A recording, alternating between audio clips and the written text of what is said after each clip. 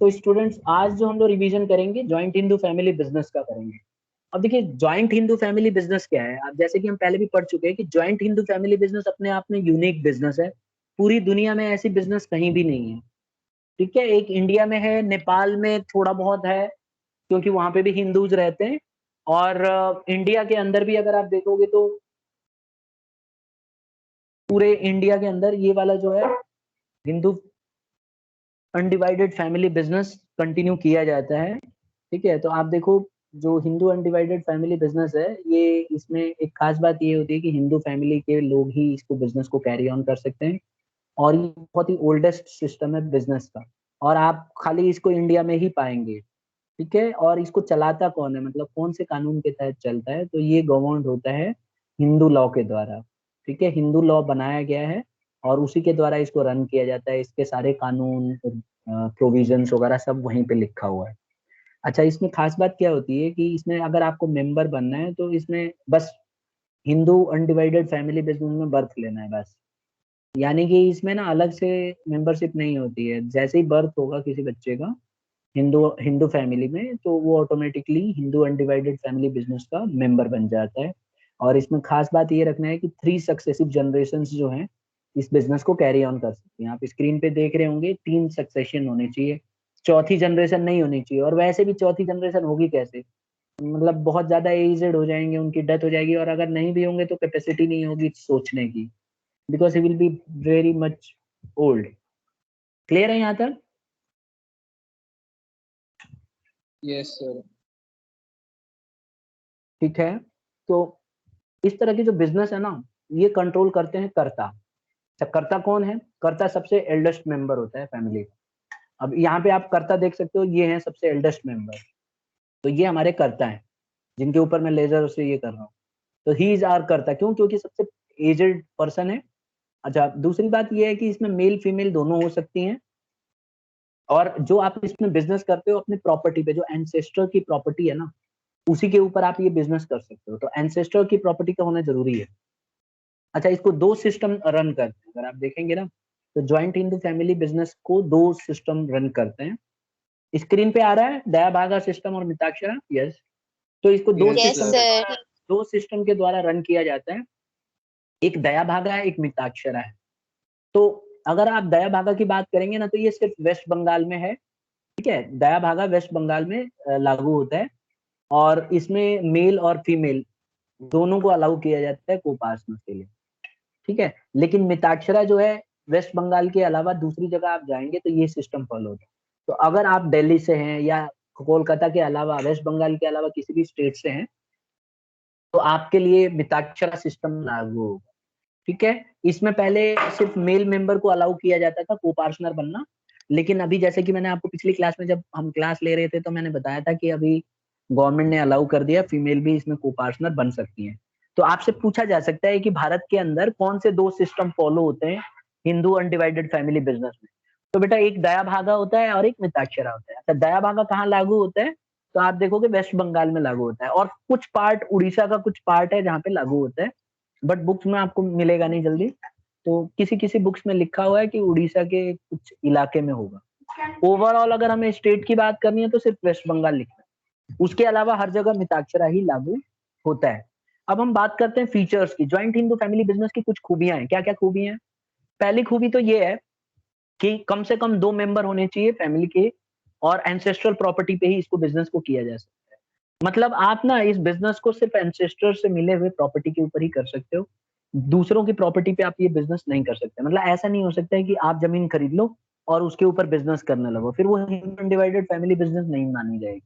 ये ध्यान रखना है। दूसरा इसका फीचर है लाइबिलिटी। देखो जो करता है ना, ये जो रेड कलर में आप देख रहे हैं अभी स्क्रीन पे आएगा, रेड कलर में जो है ये हमारा करता है।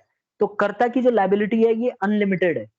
कर्ता की जो लाइबिलिटी होती है दैट इज अनलिमिटेड। इसको कितना भी पैसा देना पड़ सकता है। तो अगर बिजनेस को नुकसान हुआ तो कर्ता को अपने घर से भी पैसा देना पड़ सकता है। ठीक है, फिर आता है कंट्रोल। देखो बिजनेस का जो ज्वाइंट हिंदू फैमिली बिजनेस है इसमें सारा का सारा कंट्रोल जो है कर्ता के हाथ में होता है।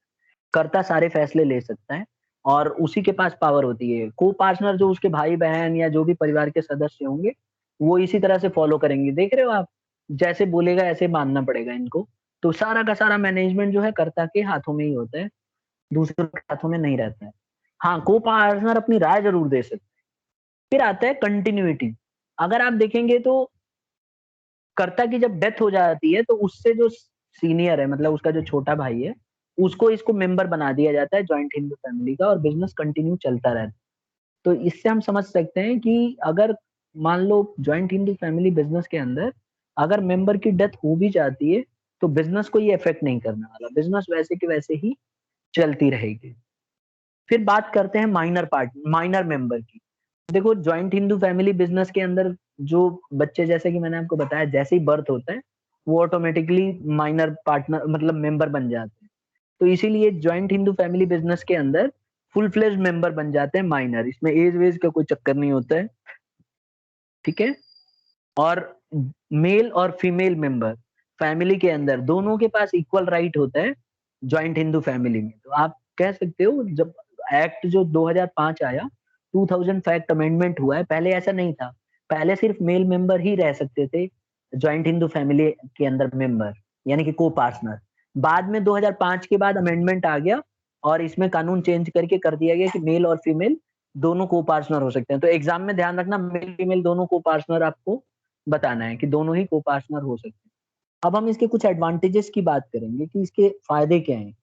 देखिए जॉइंट हिंदू फैमिली बिजनेस के क्या फायदे हैं। सबसे पहला फायदा तो ये है कि इसमें बहुत अच्छे से कंट्रोल हो सकता है, बिजनेस को अच्छे से कंट्रोल किया जा सकता है और कोई भी पर्सन इसमें इंटरफेयर नहीं करेगा, कोई कंफ्लिक्ट नहीं होगा। क्यों नहीं होगा? क्योंकि सब परिवार के सदस्य होते हैं, तो इसमें ज्यादा कंफ्लिक्ट होता नहीं है। बड़े भाई की बात सबको माननी पड़ती है और सब मानते हैं।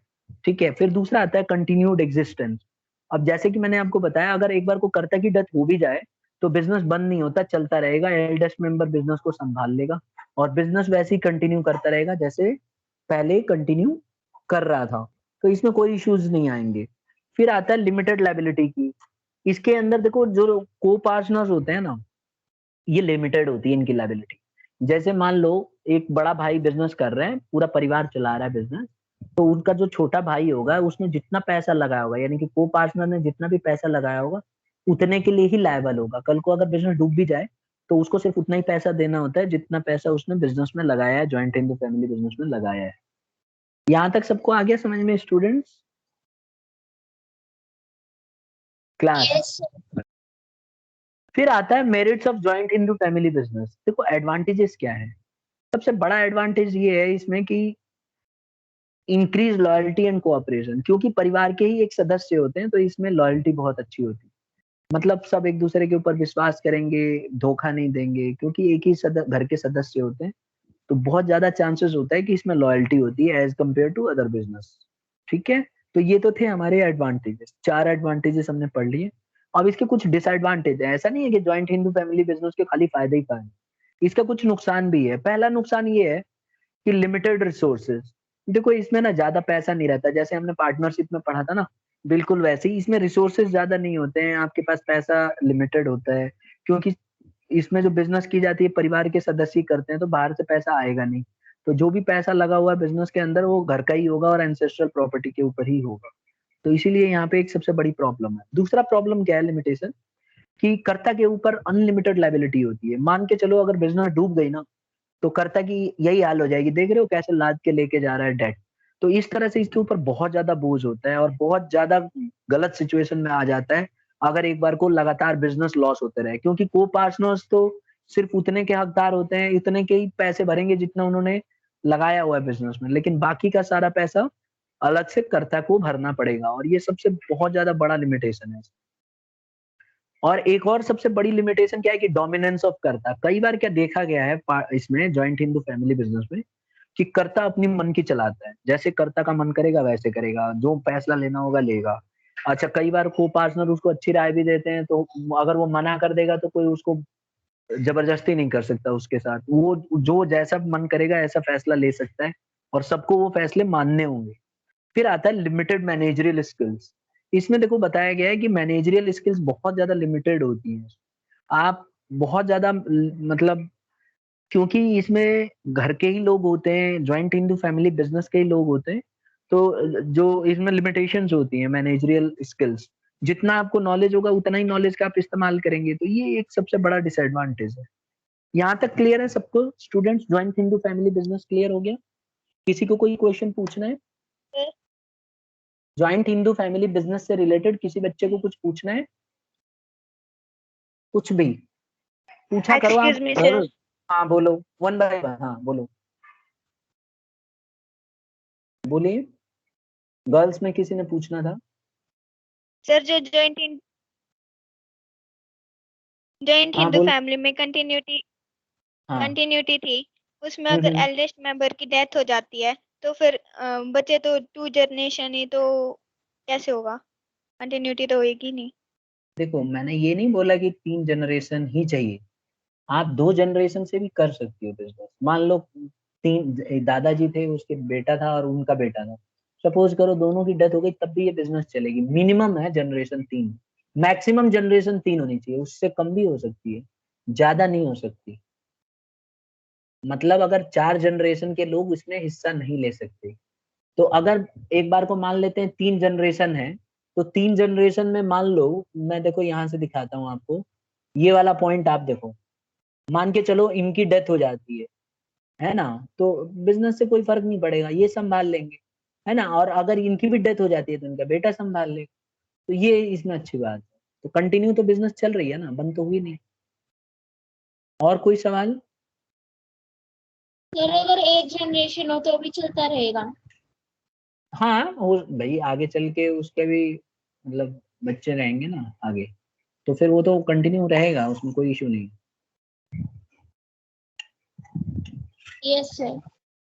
ठीक है। सर जो ये करता रहता है, हम्म। सर इसकी अनलिमिटेड होती है और जो को पार्टनर रहता है उसकी लिमिटेड रहती है। और सर अगर इनको है ना बिजनेस में लॉस हो गया और इनको हम्म। जैसे अनलिमिटेड लाइबिलिटी है, तो ये अपना पर्सनल जो है प्रॉपर्टी वो भी बेचेगा, तो को पार्टनर के भी तो मतलब हो नहीं सकते हैं सर, वो नहीं नहीं, लिमिटेड और को अनलिमिटेड दोनों हो सकते हैं। नहीं, देखो सुनो, को पार्टनर बोल देंगे भाई देख हमारी इतनी प्रॉपर्टी है, इसको तू बेच नहीं सकता, क्योंकि हमारी बिजनेस में इतना लगा हुआ है, इतना ही बेच। और उसको बोल देंगे कि बाकी का तुम भरो। मान के चलो को पार्ट कर्ता ने 20 लाख रुपए उधार ले लिए कहीं से, और पार्टनरशिप फॉर्म उसमें ज्वाइंट हिंदू फैमिली बिजनेस में जो को पार्टनर है उन्होंने थोड़ा थोड़ा लगाया, और अचानक बिजनेस को लॉस हो गया, तो जो इसके को पार्टनर है वो तो सिर्फ उतना ही अमाउंट भरेंगे जितना अमाउंट उन्होंने लगाया था, उसके अलावा सारा जेब से भरना पड़ेगा कर्ता को। वो अपना घर बेच के करे या कुछ भी बेच के करे, वो उसकी प्रॉब्लम। ऐसे में को सर फिर पार्टनर अपना घर, जो को पार्टनरों का हिस्सा होगा ना, जो उन्होंने यस, बिजनेस में लगाया सिर्फ उतना ही डूबेगा, उसके अलावा उनका पैसा नहीं डूबेगा, बच जाएगा। तो अगर सर इसको अपनी पर्सनल प्रॉपर्टी बेचनी पड़ी तो ये को पर्सनल ये नहीं कहेंगे कि इसमें हिस्सेदार तो हमारी हम भी है? तो जो जो कर्ता का अपनी निजी संपत्ति है सिर्फ वही बेचेगा ना। अब आपको तो अच्छे से पता है कि जैसे 3 भाई हैं, तो तीनों के जो पिताजी यानी कि मतलब तीनों के जो पिताजी से जमीन मिली होगी उसमें तीनों का आधा आधा हिस्सा होगा, तो जिस जो करता है वो अपना हिस्सा पूरा बेचेगा, बेचना पड़ेगा, लेकिन इन दोनों का हिस्सा बच जाएगा। Yes sir. ठीक है, और कोई डाउट सर क्लास? सर हाँ।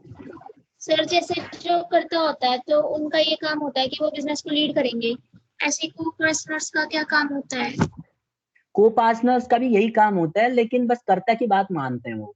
कर्ता जैसे कोई फैसला लेगा तो ये उसको रोक भी सकते हैं, बोल सकते हैं भाई कि बड़े भैया ही तो होते हैं उनके, तो बोल सकते हैं कि भैया ये सही नहीं लग रहा है, ऐसे कर लेते हैं, ऐसे कर लेते हैं। तो जनरली आप देखोगे भाई हैं तो मानेंगे ही बात, लेकिन कभी कभी ऐसा होता है कि कर्ता बोल देता है कि नहीं मैं नहीं मान रहा, ऐसे ही हो, तो सबको मानना पड़ेगा। हाँ, अगर को पार्टनर को लग रहा है कि कर्ता डुबा रहा है, बिजनेस को खराब कर रहा है, तो को पार्टनर बोल सकता है कि मैं नहीं रहूंगा इस बिजनेस में, तो वो चाहे तो हट सकता है, बाकी के भाई कंटिन्यू करते रहेंगे। Is it clear? तो जैसे इसमें और लोग नहीं आ सकते किसी और रिलीजन के? बाहर के लोग नहीं आ सकते, नहीं आ सकते।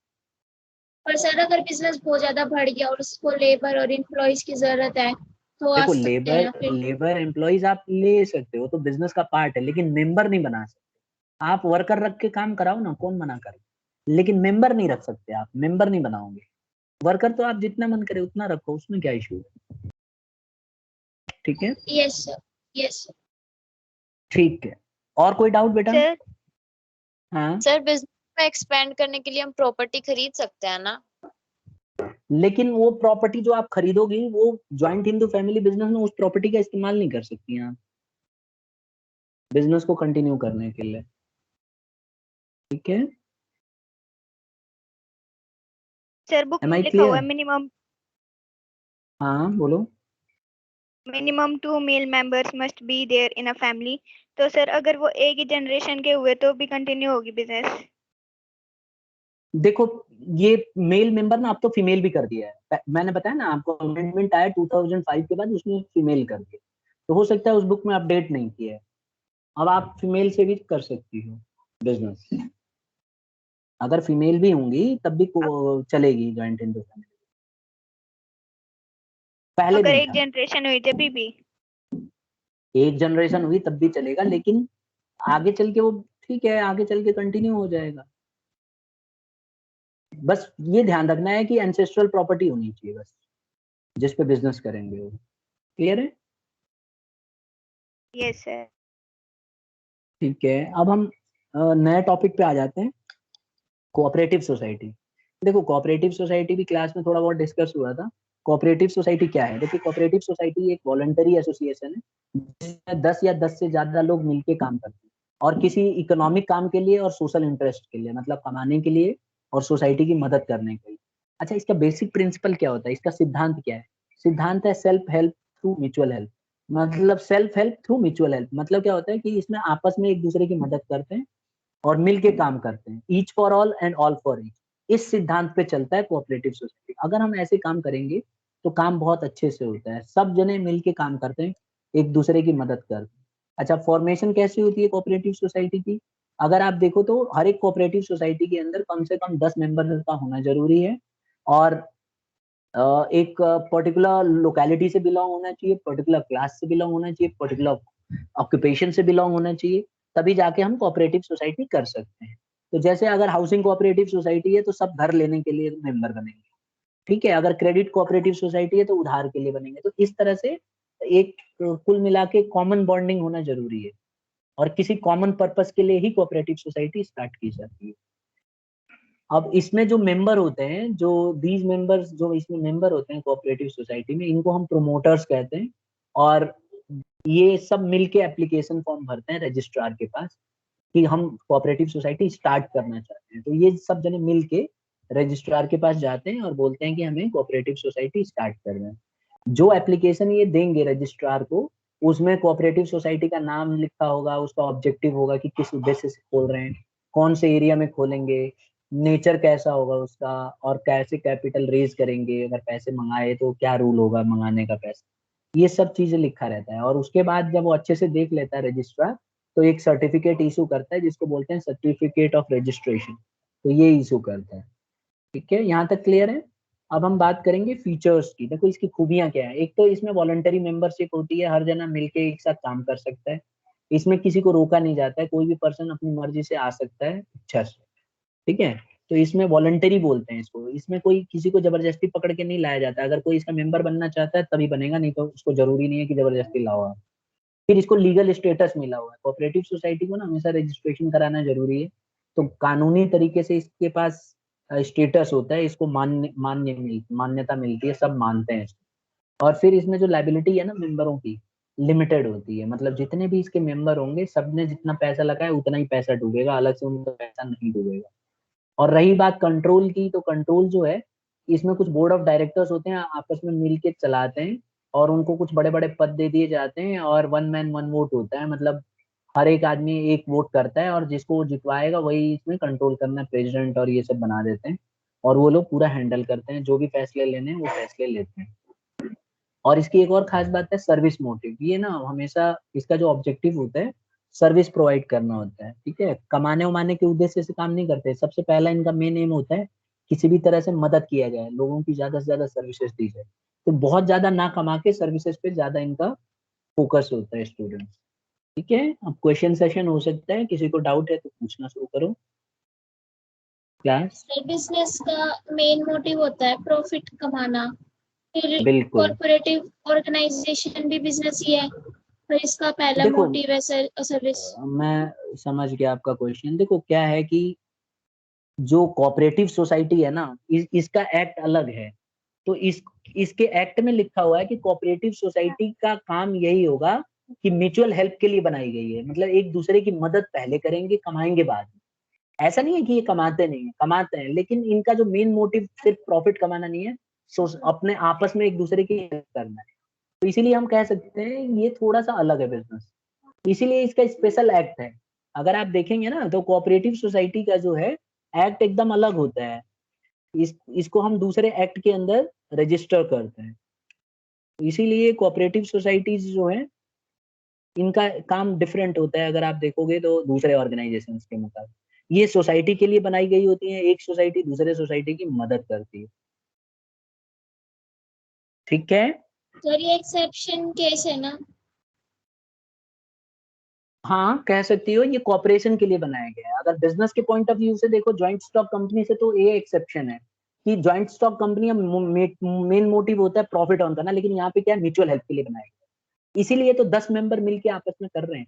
और इसी तरह से स्पेशल है ज्वाइंट हिंदू फैमिली भी, वो भी अपने आप में स्पेशल है क्योंकि वो पूरा एक परिवार चलाता है और ये पूरा सोसाइटी चलाती है, लेकिन एक ही क्लास के लोग होने चाहिए। जैसे मान लो हाउसिंग कोऑपरेटिव सोसाइटी है, तो जिनको घर खरीदना है, जो घर लेना चाहते हैं, सिर्फ वो कोऑपरेटिव सोसाइटी में वही लोग मेंबर बन सकते हैं, दूसरे को मेंबर नहीं बनाएंगे। ठीक है ना, तो ये इसमें चलता है। ठीक है। Yes sir. अब देखो आप सोच के देखो, अगर आप मान लो महंगी पॉश एरिया में अगर आप घर लेना चाहती हो, सपोज करो हम कुछ पॉश एरिया, कौन सी है अपने एरिया में आस पास, बताओ पॉश एरिया कोई बोलो जहाँ पे बहुत महंगी जमीन है। अच्छा चलो ठीक है, मैं गेस कर सर रहा हूँ। अगर द्वारका। मान लो, हाँ कह सकती हो, द्वारका में अगर आप जमीन खुद लेना चाहोगी तो आपको कोई बेचेगा ही नहीं।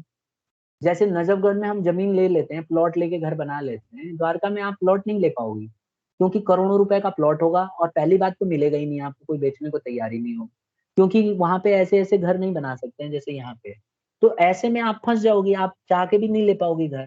तो अगर कोऑपरेटिव सोसाइटी होगी तो बहुत सारे मेंबर बन जाएंगे, 100, 50 या 1000, और सब जने पैसा कंट्रीब्यूट करेंगे और उसके बाद जब कई करोड़ इकट्ठे हो जाएंगे तो जमीन खरीद के बिल्डिंग बना लेंगे और सब उसमें रहने लगेंगे और उसका नाम रख देंगे कोऑपरेटिव सोसाइटी। तो आप देखोगे द्वारका में बहुत सारी हाउसिंग कोऑपरेटिव सोसाइटी है जो यही काम करती है, घर बना के दे रखा है और उसके सारे जितने लोग रहते हैं मेंबर हैं और सबका पैसा बंधा हुआ है कि सब अपने अपने थोड़े थोड़े पैसे देंगे और उसी से पूरा मेंटेनेंस किया जाता है, बिल्डिंग को रिपेयर किया जाता है, बाउंड्री बनाई जाती है और सब जने मिलके बैठते हैं, बात करते हैं कि कौन सा चीज पहले करना है, बाउंड्री बनानी है, पौधे लगाने हैं या ग्राउंड बनाना है, मतलब सब आपस में बैठ के डिस्कस करते हैं। तो इसमें ज्यादा सेल्फ सर्विस हो जाती है, मतलब बच्चे हैं तो उनको खेलने के लिए ग्राउंड व्राउंड का व्यवस्था होती है और सभी जितने भी मेंबर हैं आपस में बात करते हैं और टूर्नामेंट भी करवा लेते हैं कई बार। ठीक है, आगे समझ में। सर जैसे ये अभी आपने एग्जांपल बताया था कि उन्होंने बिल्डिंग बनानी है और वो साल इसमें रहने लग जाएंगे, तो इसमें हम्म। कंटिन्यू, तो इसमें क्लैरिटी नहीं हुई। उनका एक काम था और वो पूरा हो गया, तो देखो ये सुनो, आगे ये कंटिन्यू करेंगे ना? ठीक है, आप आपकी थोड़ी आवाज बीच में कट गई बट मुझे जो समझ में आया, हाँ, क्लैरिटी नहीं मैं ये हुई है कह रहा हूँ कि मैं ये कह रहा हूँ ये पार्टनरशिप तो है नहीं, ये तो कोऑपरेटिव सोसाइटी है ना। तो ये सोसाइटी रजिस्ट्रेशन होता है, इस सोसाइटी बकायदा इसका रजिस्ट्रेशन होगा, सब मेंबरों के नाम रजिस्टर होंगे, इसमें चेयरमैन बनाए जाएंगे, सब जने वोटिंग करेंगे और जब जो जैसा सब फैसला करेंगे उसी तरह से माना जाता है, मतलब डेमोक्रेटिक लाइंस पे चलते हैं ये लोग। ठीक है, और आप ये कह रही हो कि सर जब बिल्डिंग बिल्डिंग बन जाएगी तो बंद हो जाएगा, क्या पता है और मेंबरों को जोड़ते जाएं और जगह घर बनाते जाएं, ये चलता रहेगा प्रोसेस, है ना। जिन मेंबरों का घर बन गया रह गए, ठीक है, दूसरे नए मेंबर भी तो जुड़ते रहेंगे। तो जब आप मेंबर बन गई, आपको घर मिल गया, तो आप मेंबरशिप से हट जाओ। ठीक है, अगर आप घर बेच के किसी और को और चले जाते हो तो आप मेंबरशिप से हट जाओगे, दूसरा बंदा मेंबर बन जाएगा। और अगर कोई नई बिल्डिंग और भी मेंबर जुड़ना चाहेंगे तो जुड़ सकते हैं, उनके लिए नई बिल्डिंग बनाई जाएगी। तो इस तरह से ये चलता रहता है, बढ़ती रहती है। क्लियर है। जैसे कि मैंने इसमें बताया, आप मेंबर आते रहते हैं जाते रहते हैं, तो इससे कोई फर्क नहीं पड़ेगा। ठीक है, अब हम एक और कर सकते हैं टॉपिक इसी में। कोऑपरेटिव सोसाइटी तो हमने डिस्कस कर लिया, अब हम करेंगे ज्वाइंट स्टॉक कंपनी। ठीक है। तो ज्वाइंट स्टॉक कंपनी क्या होती है? देखिए सबसे इंपॉर्टेंट टॉपिकों में से एक है ज्वाइंट स्टॉक कंपनी। क्या होता है ज्वाइंट स्टॉक कंपनी? अगर हम देखें तो ज्वाइंट स्टॉक कंपनी जो है ये एक ऐसी कंपनी है जो सोल प्रोप्राइटर पार्टनरशिप इन सबसे अलग होती है। देखो अगर अभी तक जितना भी हमने पढ़ा, चाहे वो सोल प्रोप्राइटर हो, चाहे पार्टनरशिप हो, चाहे ज्वाइंट इंडो फैमिली बिजनेस हो, इसमें ज्यादा लोग नहीं होते हैं और ठीक है, और अलग से कम लोग, बहुत गिनती के लोग रहते हैं। तो इन जो कमियां हैं, जो मतलब सोल प्रोप्राइटरशिप में, पार्टनरशिप में, ज्वाइंट हिंदू फैमिली बिजनेस में और कोऑपरेटिव सोसाइटी में जो भी कमियां हैं, इन कमियों को दूर करने के लिए ही ज्वाइंट स्टॉक कंपनी को स्टार्ट किया गया, इसीलिए ये आई। ये क्या करती हैं, उसमें जो पार्टनरशिप में, जो सोल प्रोप्राइटरशिप या पार्टनरशिप में जो कमियां हैं, उन कमियों को दूर कर देती है। कैसे? अगर आप देखो तो ये बहुत ज्यादा लार्ज स्केल में बड़ी होती है और इसमें जो है एक्ट के हिसाब से चलती है, तो इसीलिए इसमें बहुत सारी सुविधाएं हैं जो उनमें नहीं है। तो एक बार इसकी डेफिनेशन पहले पढ़ लेते हैं, फिर डिस्कस करते हैं। सबसे पहले जो डेफिनेशन है कि कंपनी जो है एक वॉलंटरी एसोसिएशन है of persons having separate legal existence. तो सब सेपरेट लीगल एग्जिस्टेंस होता है इसमें, और परपेचुअल सक्सेशन होता है और कॉमन सील होती है। ठीक है, तो ये जो है हमारी कंपनी की डेफिनेशन है। अगर मैं कंपनी एक्ट 2013 की बात करूं तो company means a company incorporated under this act और एनी प्रीवियस एक्ट। तो ये जितने भी आप एक्ट देख रहे हो ना, ये पहले के एक्ट बनाए हुए हैं। सबसे पहले जब एक्ट बना था कंपनी एक्ट तो 1866 में आया था। फिर इंडियन कंपनी एक्ट बना 1866 में, फिर इंडियन कंपनी एक्ट 1882 आया, फिर 1913 आया, फिर 1942 आया, फिर उसके बाद 1956 आया, और अभी इस समय जो चल रहा है 2013 चल रहा है कंपनी ने। तो हर एक एक्ट चेंज होता रहता है, रूल के हिसाब से बदलता रहता है, कुछ बदलाव किए जाते हैं और उसी के हिसाब से कंपनी जो है चेंजेस आते रहते हैं। अब हम बात करेंगे ज्वाइंट स्टॉक कंपनी की खूबियां।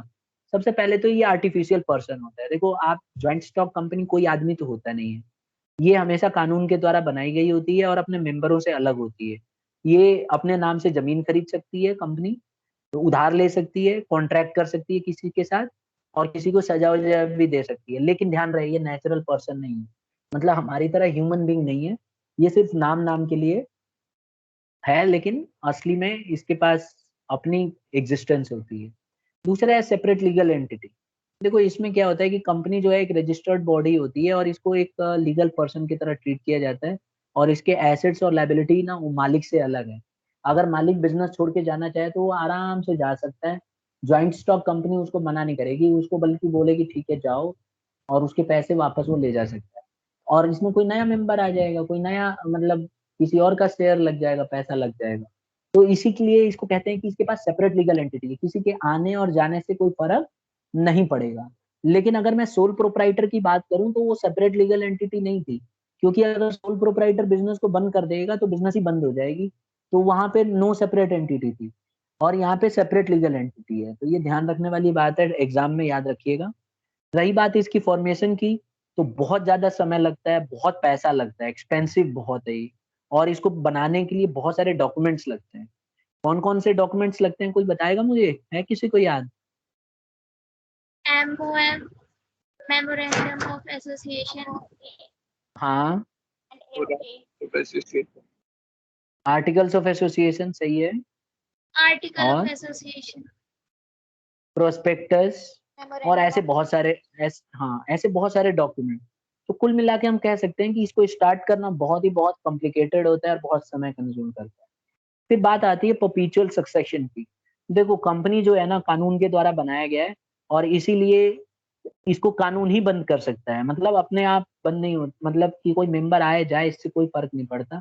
कंपनी कानून के द्वारा बनी गई है और कानून ही इसको बंद कर सकता है। जैसे मान कोई कंपनी लगातार लॉस किए जा रही है, उसका एकदम नुकसान हो गया, तो हमारा सुप्रीम कोर्ट उसको इंसॉल्वेंट घोषित करेगा, और तभी जाके उसको इंसॉल्वेंसी मिलेगी, तभी जाके बंद हो सकती है। तो कानून ही स्टार्ट करता है, कानून ही उसको बंद भी करता है। रही बात कंट्रोल की, तो इसके अंदर बोर्ड ऑफ डायरेक्टर्स होते हैं जो बिजनेस को कंट्रोल करते हैं, और यही लोग बड़े बड़े फैसले लेते हैं। अच्छा, बोर्ड ऑफ डायरेक्टर चुने कैसे जाते हैं? Board of director share holders के द्वारा चुने जाते हैं। जैसे मैं हो गया, आप हो गए, हम लोग जब शेयर में पैसे लगाते हैं तो हम शेयर होल्डर बन जाते हैं, तो हम लोग बोर्ड ऑफ डायरेक्टर्स को चुनते हैं। इसके लिए बकायदा वोटिंग होती है, एनुअल जनरल मीटिंग होती है, वहां पे वोटिंग कराया जाता है, और कुछ खास लोगों को बुलाया जाता है जिन्होंने ज्यादा शेयर खरीद रखे हैं, और वो लोग वोट करते हैं। इसी तरह से अगर हम लाइबिलिटी की बात करें तो मेंबर्स की जो लाइबिलिटी है ना वो लिमिटेड होती है, जितना उन्होंने पैसा लगाया उतना ही पैसा उनको देना पड़ता है, उससे ज्यादा उनको पैसे देने की जरूरत नहीं पड़ती है। ठीक है। और फिर एक और आता है कॉमन सील। इसके बारे में मैंने काफी डिटेल में पहले बताया हुआ है कि कॉमन सील पहले जरूरी होती थी, लेकिन आज की डेट में कॉमन सील होने का जरूरत नहीं है। तो अगर कोई कंपनी चाहती है कि कॉमन सील का इस्तेमाल करे तो कर सकती है। ये ज्यादा कुछ नहीं होता है, इसमें ना उभरा हुआ रहता है, आप देख रहे हो ना सील अच्छे से अगर देखोगे तो इसमें बस पेज पे इसको ठप्पा मारते हैं, ध्यान रखना इंक विंक नहीं लगाते इसमें, ठप्पा मारते हैं तो पेज पे दाग लग जाती है और उस तरह का स्टैंप होता है, बहुत अलग यूनिक स्टैंप होता है। ये स्टैंप ना कंपनी सेक्रेटरी के हाथ में रहता है, वो अपने लॉकर में बंद करके रखता है, मतलब सबके पास ये एक्सेस नहीं होता है इसका। नहीं तो कोई भी डॉक्यूमेंट पे कॉमन सील लगा के साइन करवा लेगा। तो बहुत ही मतलब जो खास लोग होते हैं कंपनी में उन्हीं के पास पावर रहती है। फिर आती है रिस्क बियरिंग की बात। रिस्क जो है सब जने एक साथ मिलके करेंगे, जितने शेयर होल्डरों ने पैसा लगाया है। अभी देखो ये हंस रहे हैं ना, अगर कंपनी को लॉस हो जाए तो सब रोना शुरू कर दें, क्योंकि सबको लॉस भरना पड़ेगा। तो अभी कंपनी फायदे में चल रही है तो ये खुश है। अगर मान लो कंपनी को अचानक लॉस हो गया तो सबके पैसे डूब जाएंगे, सब रोना शुरू करेंगे। तो इसीलिए इसमें रिस्क सब में बढ़ जाता है। यहाँ तक क्लियर है स्टूडेंट? बोलो हाँ या ना। Yes sir. यस सर इन सर। ठीक सबकी है। लाइबिलिटी होती है, क्या बोल रहे हो? इन सबकी अनलिमिटेड लाइबिलिटी होती है। ना ना ना ना, लिमिटेड लाइबिलिटी होती है बेटा। जैसे ये देख रहे हो ना, इतने सारे लोग हैं, सबने जैसे मान लो किसी ने 10 लाख लगाया, कंपनी डूबेगी तो उसके 10 लाख डूब जाएंगे। किसी ने 1 लाख लगाया, कंपनी डूबेगी तो 1 लाख उसके डूब जाएंगे। किसी ने 1000 रुपए का शेयर खरीद रखा है एक, तो उसका 1 ही 1000 का नुकसान होगा, ऐसे होगा। ठीक है। Yes sir. तो इसमें लिमिटेड लाइबिलिटी होती है। फिर हम बात करेंगे एडवांटेजेस की, इसके कुछ फायदे भी हैं। देखो एक तो लिमिटेड लाइबिलिटी है जो मैंने आपको बताया, इसमें ट्रांसफर कर सकते हैं शेयर्स को। जैसे मान लो आपने शेयर खरीद रखा है, तो आप अपने शेयर किसी को भी बेच सकते हो। ठीक है। अगर आपने शेयर इन्वेस्ट कर लिया और कल को शेयर के रेट बढ़ गए तो आप उनको बेच के पैसा कमा सकते हो। तो यही एक इसमें अच्छी बात है कि शेयर को आप किसी को भी थर्ड पार्टी को बेच सकते हो। फिर आता है परपीचुअल एग्जिस्टेंस। इसमें क्या है बेटा कि ये चलती रहेगी, कभी बंद नहीं हो। तो इस तरह की बिजनेस जो है कंटिन्यूअस चलती रहेगी, ठीक है, कभी बंद नहीं होगी। Company will continue to exist for ever, हमेशा के लिए चलेगी। फिर है इसको क्या बढ़ाने का स्कोप है? आंसर है हाँ, क्योंकि इसमें आप पैसा मंगा के लोगों से और बिजनेस को बढ़ा सकते हो। तो इसमें स्कोप फॉर एक्सपेंशन बहुत ज्यादा है। फिर बात आती है प्रोफेशनल मैनेजमेंट की। तो इसमें ना प्रोफेशनल मैनेजमेंट बहुत ज्यादा होता है। आप प्रोफेशनली जो मैनेजर्स होते हैं वो मैनेजमेंट इसमें मैनेजर्स जो होते हैं ना, ये बोर्ड ऑफ डायरेक्टर्स और ये सब जो है लोगों को रख सकते हैं, बहुत टैलेंटेड लोगों को जॉब पे रखा जा सकता है। क्योंकि कंपनियों के पास बहुत पैसा होता है तो ये लोग हायर कर सकते हैं किसी को और उसको नौकरी दे सकते हैं, मैनेजर बना सकते हैं। रही बात नुकसान की, तो इसका सबसे पहला नुकसान है कि इसको बनाना बड़ा मुश्किल काम है। फॉर्मेशन करना बहुत लोहे के चने चबाने जैसा है, बहुत पैसा खर्च हो जाएगा। फिर इसमें सिक्रेसी नहीं रख सकते, क्यों? क्योंकि बहुत सारे मेंबर है, कोई आता है कोई जाता है, तो इसमें सिक्रेसी रखना बड़ा मुश्किल काम है। और दूसरी बात, इसको बुक्स अपनी पब्लिश करनी पड़ती है। तो बुक्स जब ये पब्लिश करेंगे तो सबको पता चल जाएगा कि इनके पास कितना एसेट है, इनके पास कितनी लाइबिलिटी है। तो ये सब सबको पता चल जाता है। तो ये इसका सबसे बड़ा नुकसान है कि लोगों को इसके राज पता चल जाते हैं, सीक्रेट्स पता चल जाते हैं। फिर आता है इम्पर्सनल वर्क एनवायरनमेंट। जैसे देखो, क्योंकि कंपनी बहुत बड़ी होती है तो इसको पर्सनल कॉन्टेक्ट रखना बड़ा मुश्किल होता है। कई बार तो ऐसा होता है, इतने ज्यादा एम्प्लॉय होते हैं कि एक एम्प्लॉय दूसरे को जानते ही नहीं है, कभी मिलते ही नहीं है, पूरा जॉब कर लेते हैं लाइफ में और अच्छे से कभी ढंग से बात नहीं करते, इतने ज्यादा एम्प्लॉयज होते हैं। और न्यूमरस रेगुलेशंस होती है, कानून इतने सारे हैं इसमें। जैसे कानून है कि हर एक कंपनी को ऑडिट कराना पड़ेगा, रिपोर्ट देना पड़ेगा, मीटिंग करनी पड़ेगी, सर्टिफिकेट्स लेने पड़ेंगे, सेबी से जो है जब भी आप इशू करोगे शेयर्स तो वो कराना पड़ेगा, उसको इन्फॉर्म करना पड़ेगा। तो ये सारा बहुत कॉम्प्लिकेटेड काम है, इसमें रेगुलेशन बहुत ज्यादा है। और ना फैसले लेने में बहुत देरी हो जाती है, क्योंकि कंपनी क्या है, बोर्ड ऑफ डायरेक्टर्स की मीटिंग बैठेगी फिर जाके फैसले होते हैं। ऐसा नहीं है कि सोल प्रोप्राइटर की तरह जो मन में आया बोल दिया और वही मानने लगेंगे, इसमें ऐसा नहीं होता है। तो इसमें बहुत ज्यादा टाइम लग जाता है, आपको मीटिंग मीटिंग करने के लिए करोड़ों रुपए खर्च होते हैं एक एनुअल जनरल मीटिंग में। तो आपको बहुत पैसे खर्च करने पड़ते हैं और वेट करना पड़ता है। फिर है ओलिगार्किक मैनेजमेंट। इसमें क्या होता है कि कुछ ही लोग रूल करते हैं। जैसे आप देख लो, जैसे मान लो रिलायंस कंपनी है, तो रिलायंस में जैसे जियो है, तो इसमें मुकेश अंबानी जी हैं सीईओ, तो मान लो जो सीईओ होंगे उन्हीं की तो चलेगी। तो कुछ लोग होते हैं जो पावरफुल लोग होते हैं, उन्हीं की चलती है, बाकियों को कोई पूछता नहीं है खाए। तो इसमें देखा गया है कि ओलिगार्चिक मैनेजमेंट है, यानी रूल बाय फ्यू, कुछ ही लोग इसको पूरा हैंडल करते हैं। अच्छा, इसमें कई बार देखा गया है कि कंफ्लिक्ट हो जाता है आपस में, एक मैनेजमेंट का दूसरे मैनेजमेंट के साथ कंफ्लिक्ट ऑफ इंटरेस्ट आता है, तो इसकी वजह से कई बार इनके बीच में विवाद हो जाता है और झगड़ा हो जाता है। ठीक है, तो अब हम क्वेश्चन सेशन पे आ गए। किसी बच्चे को इनके रिगार्डिंग कुछ भी पूछना है तो they can raise their doubts. बोलो बेटा, किसी भी बच्चे को कुछ भी पूछना है, अभी तक कंफ्यूजन है? नहीं?